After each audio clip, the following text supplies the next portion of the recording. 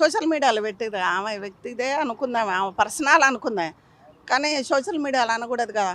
యువత అంటే మగపిల్లలు చాలామంది వాళ్ళ భవిష్యత్తు ఉన్న వాళ్ళు చెడిపోతారని ఒక్కసారి ఆమె ఆలోచించి మాట్లాడితే బాగుండు. ఆడపిల్ల కదా, ఆడపిల్లలాగానే ఉండాలి.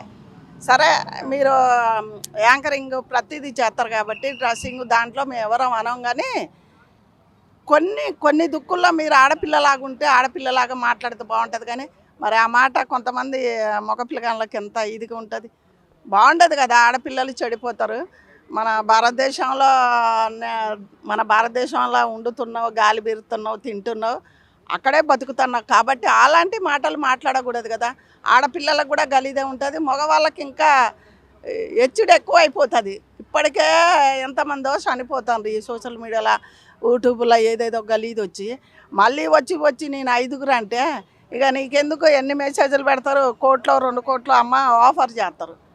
ఎందుకు అలాంటిది? ఇంతకుముందే ఆమెకి ఇమ్మర్స్ వచ్చింది కాబట్టి అది సరిదిద్దుకొని ఉంటే బాగుంటుంది. ఇప్పుడు ఆమెకు ప్రతి దానికి ప్రోగ్రామ్కి పిలుస్తారు, మరి అది సరిపోదా?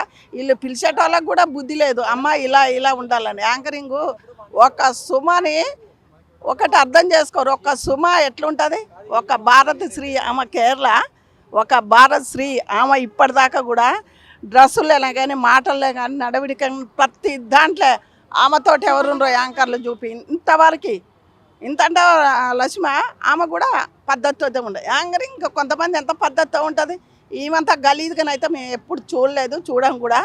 అలా ఉంటే ఎవరికి నచ్చది. పిల్లల్ని చెడగొట్టడం కానీ ఇల్లు ఏం లేదు ఆమె చేసేది, అంతే.